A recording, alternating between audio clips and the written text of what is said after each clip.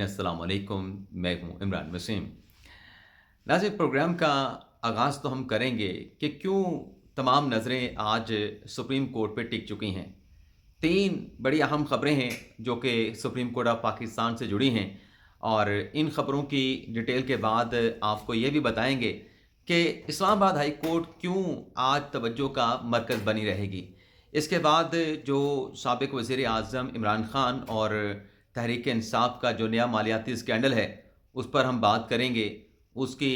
जो तहलका खेज़ नोयत की जो डिटेल्स हैं वो आप नाज़रीन की खिदमत में पेश करेंगे, और प्रोग्राम के आखिर में हम बात करेंगे जो ख़बर आर्मी चीफ सैयद आसिम मुनीर शाह साहब से जुड़ी है। तो ये ख़बरें इस प्रोग्राम में आपके साथ हम शेयर करने जा रहे हैं, लेकिन व्लॉग का आगाज़ करने से पहले उन दोस्तों, भाइयों, बहनों, बुज़ुर्गों से दरख्वास्त करेंगे जिनकी तरफ से अभी तक हमारे चैनल को सब्सक्राइब नहीं किया गया, तो चैनल को आप सब्सक्राइब कर लें, बेल आइकॉन का बटन प्रेस करें, और वीडियो अगर आपको पसंद आती है तो आपने लाइक भी करना है और हमारे इस व्लॉग को आपने शेयर भी करना है। तो पहली खबर से नाज़रीन गुफ्तगू का आगाज़ करते हैं। सुप्रीम कोर्ट में नाज़रीन आज 3 अहम नौयत की डेवलपमेंट होने जा रही हैं। एक तो जो सहाफ़ियों को एफआईए की जानिब से हरासा करने का मामला है, उस पर आज दूसरी बड़ी अहम समाअत होने जा रही है, और आज की समाअत की नाज़रीन ख़ास बात यह है कि एक तो बेंच ने है, और दूसरी ख़ास बात यह है कि इस केस में जो एफआईए के ख़िलाफ़ कॉन्स्टिट्यूशन पिटीशन है और जो स्पेशल जीआईटी बनाई गई थी, ये अदलिया के ख़िलाफ़, इदारों के ख़िलाफ़ मज़मूम कैंपेन या प्रोपेगेंडे के हवाले से उस पर जो नोटिस आखिरी समाअत पे हुए थे, गुज़िश्ता समाअत पे, उस पर आज हुकूमत और एफआईए की जानिब से जो अपना जवाब है वो अदालत में पेश किया जाएगा। वो जवाब अदालत में जमा करवाया जाएगा, और जो बेंच है उसमें ज़ाहिर सी बात है कि हेड तो कर रहे हैं chief justice of Pakistan justice काजी फ़ाइज़ ईसा, और जस्टिस इरफान सादिक खान और जस्टिस नईम अख्तर अफ़गान जो है इस 3 रुकनी बेंच का हिस्सा हैं। और ये नाज़रीन वो अदालती प्रोसीडिंग है जिसकी आखिरी समाअत पे जो सुप्रीम कोर्ट ने हुक्मनामा जारी किया था, जो chief justice of Pakistan justice काजी फ़ाइज़ ने रिमार्क्स दिए थे, उनकी रोशनी में, उन रिमार्क्स के कॉन्सिक्वेंस में जो असतूर हैं उनकी ज़मानत पर रिहाई जो है वो मुमकिन हो पाएगी। तो देखते हैं आज की अदालती कार्रवाई में क्या पेशरफ्त होती है। इसके अलावा आज सुप्रीम कोर्ट ऑफ पाकिस्तान में जो फ़ौजी अदालतों के ख़िलाफ़ जो मुकदमा है कि सिविलियन का ट्रायल जो है वो फ़ौजी अदालतों में नहीं हो सकता, तो नया बेंच जो तश्कील दिया गया है जस्टिस अमीनुद्दीन खान साहब की सरबराही में, जिसमें जस्टिस मोहम्मद अली मज़हर साहब हैं, जस्टिस हसन नज़र रिज़वी साहब हैं, जस्टिस शाहिद वहीद साहब हैं, जस्टिस मुसर्रत हिलाली साहबा हैं, जस्टिस इरफान सादिक खान साहब हैं। तो ये 6 रुकनी बेंच आज जो इंट्रा कोर्ट अपीलें हैं, जो 5 रुकनी बेंच का पहले फैसला था जिसमें कहा गया था कि सिविलियन का फौजी अदालतों में ट्रायल नहीं हो सकता, तो उसके खिलाफ जो इंट्रा कोर्ट अपीलें आई थी कि नहीं, सिविलियन का जो ट्रायल है फौजी अदालतों में हो सकता है, तो उस पर आज पहली बाज़ाब्ता समाअत का आगाज़ नया बेंच जो है वो करने जा रहा है। तो देखते हैं कि आज दलाइल का आगाज़ होता है या फिर आज सिर्फ एक रस्मी इब्तदाई तौर पर कार्रवाई होती है और फ़रीक़ैन को कहा जाता है कि वो तैयारी कर लें और अपने हतमी दलाइल जो है वो आइंदा तारीख़ पे दिए जाएँ। तो ये भी बड़ा अहम मुकदमा है। लेट्स सी आज इसमें क्या पेशरफ्त होती है। इसके अलावा नाज़रीन जुडिशल कमीशन का भी आज इजलास है। वो जुडिशल कमीशन जो हाई कोर्ट्स और सुप्रीम कोर्ट में जजेस की तैनातियाँ करता है। इस इजलास में नाज़रीन जो कि आज ग़ालिबन कोई 2-2:30 बजे होगा, जिसमें सिंध हाई कोर्ट के 6 एडिशनल जजेस की मुस्तकली और बलूचिस्तान हाई कोर्ट के मुस्तकिल चीफ जस्टिस के लिए जो इस वक्त सीनियर प्यूनी जज हैं बलूचिस्तान हाई कोर्ट के जस्टिस हाशिम काकड़, उनके नाम पर गौर किया जाएगा। तो ये 3 अहम डेवलपमेंट्स आज सुप्रीम कोर्ट ऑफ पाकिस्तान से जुड़ी हैं। इसके अलावा आज इस्लामाबाद हाई कोर्ट में एक तो जो सैयद मोहम्मद आतिफ नामी शहरी हैं, जिन्होंने साबिक आर्मी चीफ जनरल बाजवा और साबिक DGI जनरल फैज़ हमीद के ख़िलाफ़ एक पटिशन दायर कर रखी है कि रिटायरमेंट के बाद जो 2 साल की मियाद होती है कि आप कोई इंटरव्यू नहीं दे सकते, आप मीडिया टॉक नहीं कर सकते, तो उस असूल की वायलेशन की है जनरल फैज़ हमीद ने और जनरल बाजवा साहब ने। तो ये पटिशन आज इस्लामाबाद हाई कोर्ट में ज़ेर समाअत आएगी, और इसमें चीफ जस्टिस आमिर फ़ारूक साहब जो हैं इस केस की समाअत करेंगे। तो देखते हैं जनरल बाजवा और जनरल फैज़ हमीद के ख़िलाफ़ दायर की गई इस दरख्वास्त पर आज इस्लामाबाद हाई कोर्ट में क्या प्रोसीडिंग होती है। इसके अलावा नाज़रीन साइफ़र केस में जो दलाइल जारी थे इमरान खान साहब के वकील सलमान सदर साहब के, तो आज इस्लामाबाद हाई कोर्ट में साइफ़र केस की समाअत भी होना है। बेंच आपको पता है चीफ जस्टिस आमिर फ़ारूक साहब हैं, उनके साथ जस्टिस मियाँ गुल हसन औरंगज़ेब साहब हैं, तो सलमान सदर साहब के दलाइल आज भी जारी रहेंगे। देखते हैं کتنے دن میں ان کے دلائل کنکلوڈ ہوتے ہیں، لیکن تحریک انصاف میں خدشہ پایا جاتا ہے کہ جن چیزوں کی ہم نشاندہی کر رہے ہیں کہ ٹرائل کورٹ میں جو پروسیجر ہے اس کو فالو نہیں کیا گیا، قانونی ضابطوں کو فالو نہیں کیا گیا، تو سلمان صدر صاحب کا فوکس یہ ہے کہ میرٹ پر کیس جو ہے اسلام آباد ہائی کورٹ سے ڈسمس ہو جائے، خارج ہو جائے، کہیں یہ معاملہ نیچے ریمانڈ کے لیے نہ بھیج دیا جائے، تو وہ اس اینگل کے اوپر اپنے دلائل دے رہے ہیں۔ تو دیکھتے ہیں آج اس کیس میں کیا ڈیولپمنٹ ہوتی ہے۔ توشہ خانہ کا مقدمہ جو سزا ہے عمران خان اور بشریٰ بی بی صاحبہ کی، وہ بھی اسی کیس کے ساتھ جڑا ہے، لیکن عامر فاروق صاحب کہہ چکے ہیں کہ پہلے سائفر کیس کی جو اپیلیں ہیں ان پہ سماعت کو مکمل کریں گے، پھر توشہ خانہ کی اپیلوں پر جو ہے وہ کارروائی کا آغاز کیا جائے گا۔ اس کے علاوہ ناظرین، فواد چوہدری صاحب کے جو بھائی ہیں فیصل فرید صاحب، ان کو ایف آئی اے کا نوٹس آیا ہے پنڈ دادن خان میں کوئی زمینوں کی خریداری کے حوالے سے۔ اس ایف آئی اے کے نوٹس کے خلاف بھی آج اسلام آباد ہائی کورٹ میں سماعت ہونے جاری ہے، جس پر ہائی کورٹ کا 2 رکنی بینچ ہے، جسٹس محسن اختر کیانی صاحب ہیں اور جسٹس صدار اعجاز اسحاق خان صاحب ہیں۔ تو دیکھتے ہیں اس کیس میں بھی جو ہے وہ کیا عدالتی کارروائی یا کیا عدالتی حکم نامہ جو ہے وہ سامنے آتا ہے۔ اب آ جاتے ہیں کہ تحریک انصاف کا مالیاتی اسکینڈل کیا ہے اور اس میں اب کیا پی ٹی آئی کے اوپر ملبہ گرا ہے مالیاتی اسکینڈل کے حوالے سے۔ ناظرین، آپ کو یاد ہوگا کہ دی اکانومک میں ایک سٹوری آئی تھی جس میں کہا گیا تھا کہ جو برطانیہ میں کوئی کرکٹ میچ کرا کے جس میں عمران خان صاحب خود بھی شریک ہوئے تھے، وہاں پر جو چیریٹی کے لیے جو خیرات کا پیسہ اکٹھا کیا گیا تھا، اس کو یہاں پر پاکستان میں تحریک انصاف کی جانب سے اپنی الیکشن کمپین میں استعمال کیا گیا تھا۔ یہ جب خبر دی اکانومسٹ میں چھپی، اس میں عمران خان صاحب نے اعلان کیا تھا کہ میں اکانومسٹ کے خلاف جو ہے برطانیہ میں کیس کروں گا، لیکن وہ کیس نہیں کیا گیا تحریک انصاف کی طرف سے۔ آج تک وہ سٹوری جو ہے دی اکانومسٹ کی اپنی جگہ پہ موجود ہے اور کوئی کارروائی نہیں کی گئی۔ بہت شور شرابہ ہوا تھا تحریک انصاف میں کہ ہمارے ساتھ یہ ہوا ہے، فلاں ہوا ہے، عارف نقوی صاحب نے پیسے بھیجے تھے اور روٹن کلب کے ذریعے پیسے یہ اسلام پاکستان میں آئے تھے۔ اس میں یہاں پہ سپریم کورٹ میں اپنا پاکستان کی عدالتوں میں کارروائی بھی چل رہی ہے، تو وہ معاملہ تو اپنی جگہ پہ۔ پھر ایک اور بھی معاملہ سامنے آیا تھا، وہ گھڑی والا، وہ بھی آپ کے سامنے ہے۔ تو اس پہ بھی عمران خان صاحب نے اعلان کیا تھا کہ یہ جو توشہ خانہ کی گھڑی ہے، اس پہ جو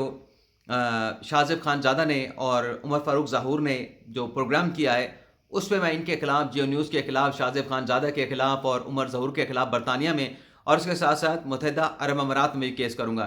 لیکن اس میں بھی فربر خان صاحب نے اعلان تو کیا، لیکن کسی کے خلاف کوئی سوٹ، کوئی دعویٰ جو ہے نہ پاکستان میں، نہ یو اے ای میں، نہ برطانیہ میں فائل کیا گیا۔ اب ناظرین، یہ ہوا ہے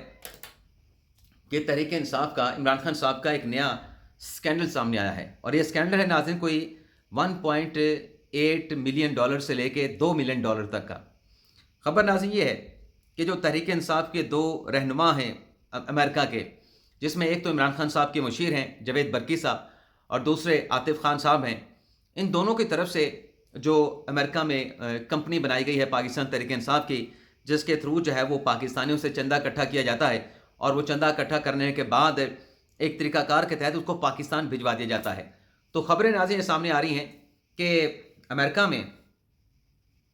پاکستانی بزنس مینوں سے، جو امیر ترین بزنس مین برطانیہ میں ہیں، ان سے کوئی 1.8 ملین ڈالر یعنی 18 لاکھ روپے وہاں پہ اکٹھے کیے گئے، اور ان میں سے صرف 30,000 ڈالر جو ہے وہ پاکستان بھیجے گئے، اور باقی جو 17.5 لاکھ ڈالر سے زیادہ کی جو رقم تھی ڈالرز میں، اس کو امریکہ میں یوٹیلائز کیا گیا۔ کس پہ یوٹیلائز کیا گیا؟ ان دونوں رہنماؤں نے، جاوید برقی نے، عاطف خان نے، اپنی ذاتی پروموشن کے لیے، اور اس کے ساتھ ساتھ جو لابنگ فنڈ وہاں پہ جن کی خدمات حاصل کی گئیں، ان کو چند ہزار یا چند لاکھ روپے کی ادائیگیاں کی گئیں، اور وہاں پہ امریکہ میں جو ہے وہ پاکستان کے خلاف، پاکستان کے الیکٹورل پروسیس کے خلاف، اور اس کے ساتھ ساتھ قومی جو ادارے ہیں، قومی سلامتی کے جو ادارے ہیں، ان کے خلاف جو ہے وہ لابنگ کے لیے وہاں پر جو ہے یہ پیسہ استعمال کیا گیا۔ اس حوالے سے ناظرین جو خبر چھپی ہے، ایک تو جو امریکی اخبار ہے ڈیلی پوسٹ، وہاں پہ یہ خبر چھپی ہے اس نئے مالیاتی اسکینڈل کے حوالے سے، اور پھر اسٹوری کو جو سرکاری ہماری نیوز ایجنسی ہے APP، اس کے انگلش اور اردو دونوں ورژن میں خبر جو ہے وہ شائع کی گئی ہے، اس رپورٹ کو پبلک کیا گیا ہے۔ تو اس میں کیا کہا گیا ناظرین کہ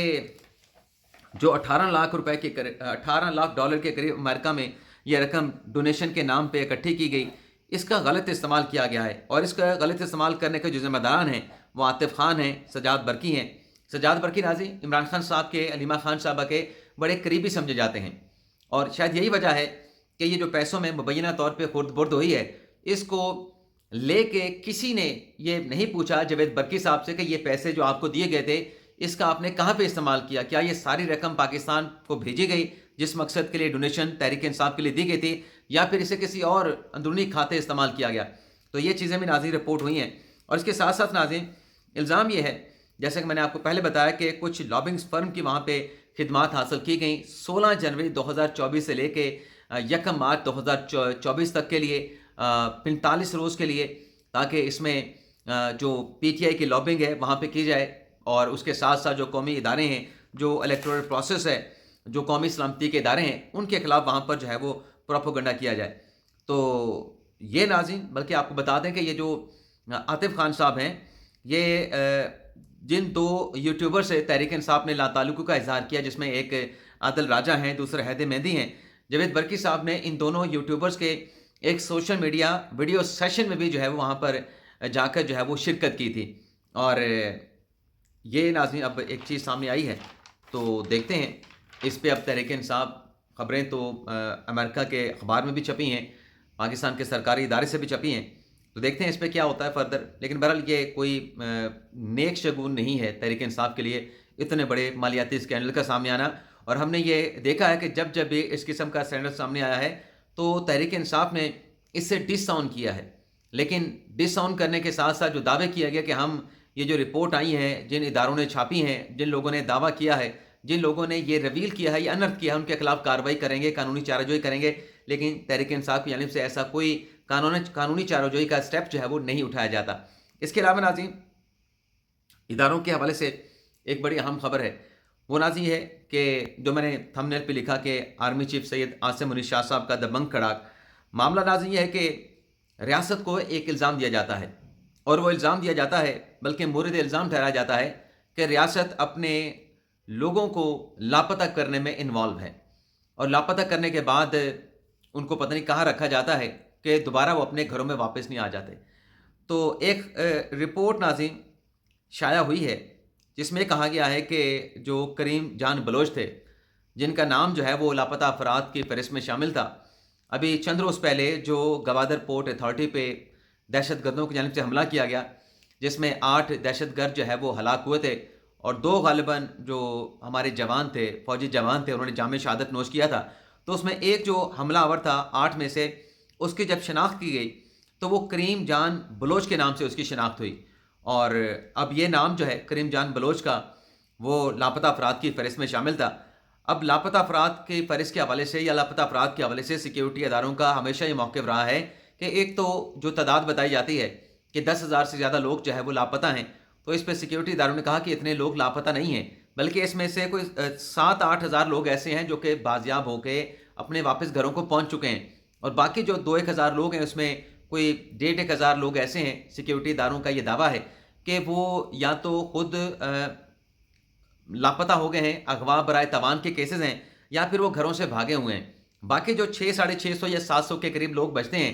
وہ لاپتہ کی کیٹیگری میں رکھے جاتے ہیں. لیکن ان میں بھی بہت سارے لوگ ایسے ہیں جو دہشت گرد تنظیمیں ہیں یا کلدن تنظیمیں ہیں، ان کے ساتھ جا کے جو ہے وہ شامل ہو گئے ہیں اور ریاست مخالف سرگرمیوں میں انوالو ہیں. تو یہاں پہ ایک تو کریم جان کی شناخت ہوئی ہے کہ لاپتہ افراد کی کیٹیگری میں اس کا نام تھا، لیکن اب ان کا نام جو شناخت ہوئی ہے وہ گوادر پورٹ پہ حملہ کرنے والے دہشت گردوں میں ان کی شناخت ہوئی ہے. اس کے علاوہ ناظرین